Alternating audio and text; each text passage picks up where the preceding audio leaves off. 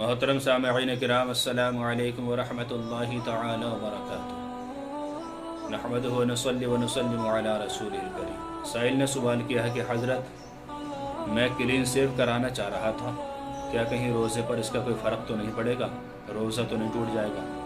देखिए हज़रात, ये बड़े ताज्जुब की बात है कि ऐसे मसले मुसलमान पूछते हैं कि जिन्हें सुनने के बाद भी बड़ा ताज्जुब होता है। क्लीन शेव कराना ये तो नाजायज़ व हराम है ही, दाढ़ी मुंडवाना ये नाजायज़ व हराम है ही, रोज़े की हालत में और ज़्यादा गुनाह है। लेकिन इसका रोज़े से क्या ताल्लुक़? रोज़ा उन चीज़ों से टूटता है जो पेट में जाती हैं।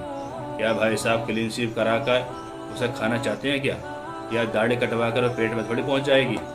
पता चला कि इससे रोज़ा नहीं टूटेगा, लेकिन दाढ़ी मुंडवाना शरीयत के एतबार से नाजायज़ व हराम है। दाढ़ी रखना हर मुसलमान पर वाजिब है और वाजिब फ़र्ज़ के मुकाबले में होता है, फ़र्ज़ के करीबी होता है।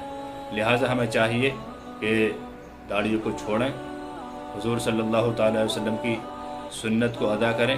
और बड़ी प्यारी सुन्नत है, ये बड़ी अज़ीज़ सुन्नत है और बहुत ताकीद इसके बारे में आई है, लेकिन रखना ये वाजिब है।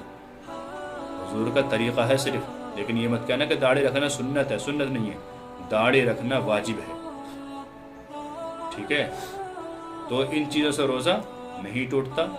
अल्लाह ताला से दुआ है कि अल्लाह ताला हमें इन खुराफात से बचने की और हुज़ूर सल्लल्लाहु ताला अलैहि वसल्लम के तरीक़े पर चलने की तौफ़ीक़ अता फ़रमाए। अस्सलामु अलैकुम व रहमतुल्लाह वल्लाहु ताला।